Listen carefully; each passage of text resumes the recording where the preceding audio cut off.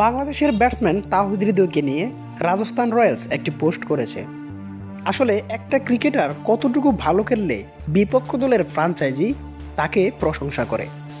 দল যখন ছন্দ হারিয়ে লণ্ডভণ্ড প্রতিপক্ষের শিবিরে আঘাত হানতে পারছে না, তখন ঘুরে দাঁড়িয়েছিলেন তাওহিদ হৃদয়, করেছেন ১৭ রান করেছেন তাওহিদ হৃদয়, তবে অনেকটা স্ট্রাগল করে। মাংসপেশিতে চোট পাওয়ার পর তাওহিদ হৃদয় ঠিকমতো সিঙ্গেল নিতেই পারছিলেন না। সেখান থেকে দলকে টেনে বের করার চেষ্টা করেছেন ১৭ রান। অন্যদিকে যে ক্রিকেটার বাংলাদেশের প্রাণভোমরা, বাংলাদেশের ক্যাপ্টেন নাজমুল হোসেন শান্ত, তিনি পারফরমেন্স তো করতেই পারছেন না, তার থেকে বড় আলোচনা সমালোচনার জন্ম দিচ্ছেন তিনি।